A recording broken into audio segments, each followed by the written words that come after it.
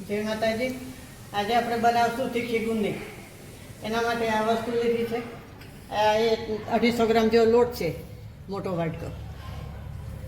આ હિંગ છે અને આ લાલ મરચું છે, તીખું ના આવે આપણે જેવું કલર મોરું મરચું આવે.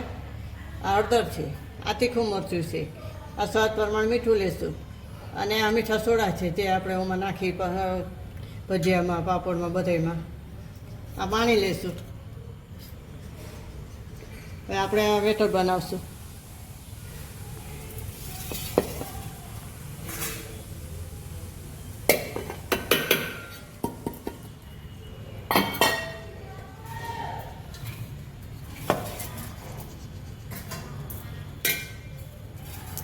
એમાં આપણે મસાલા કરશું.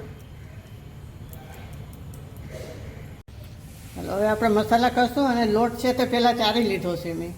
અહીં નાખશું. આ મરચું છે લાલ, આ તીખું મરચું, આ મીઠા સોડા છે અને આ સ્વાદ પ્રમાણે મીઠું લેશું.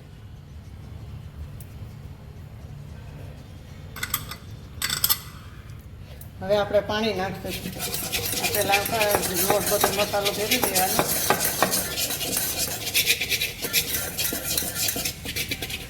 હવે આપણે પાણી નાખશું.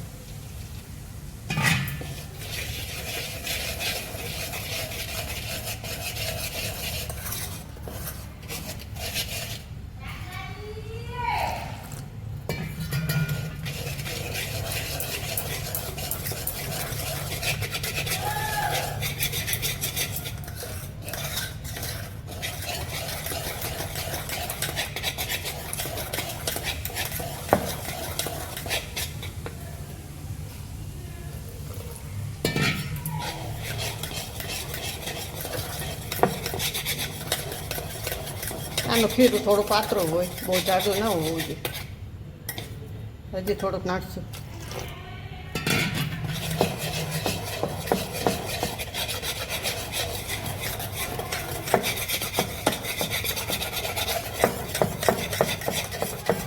અને આ ખીરું થઈ ગયું છે આપણું. તેલ મેળશું.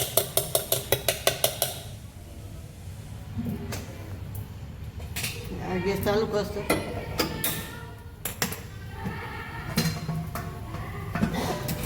આ કઢાઈ મેળશું.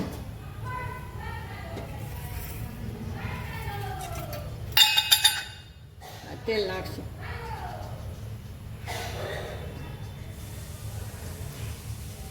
ગરમ થઈ જાય એટલે આપણે ગુંદી પાડી દઈશું. તો આપણે આ તેલ થઈ ગયું છે.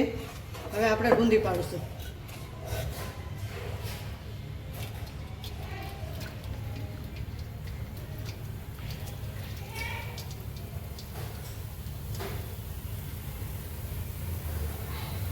આવી રીતના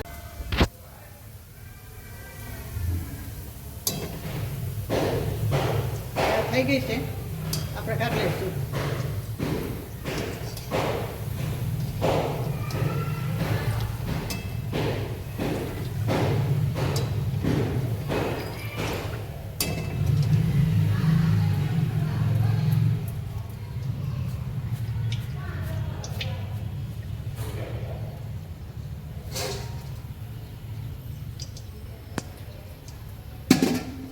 હવે આપણે બીજી પાડશું.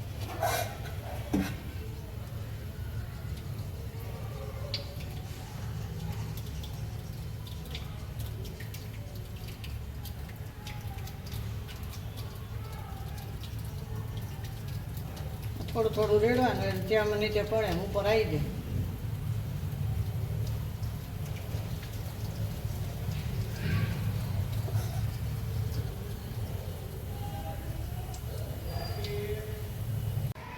હાલો, હવે આપણે ગુંદી થઈ ગઈ છે.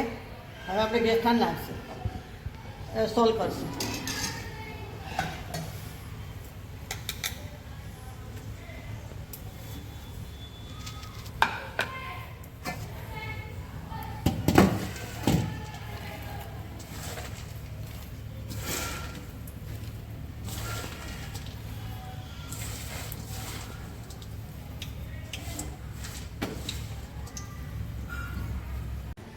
આપણી ગુંદી તીખી ગુંદી તૈયાર છે. તો લાઈક કરજો, શેર કરજો અને બે લાઇકન ડબલ ના ભૂલતા. સરપ્રાઈઝ કરીને કહેજો કે તમને કેવી લાગી અને કમેન્ટમાં બોક્સમાં લખીને કહેજો કે ગુંદી હોમ સારી જ લાગે, નાસ્તામાંય હાલે, ચવાણામાંય હાલે અને એમના ખાવી તોય હાલે. જય માતાજી.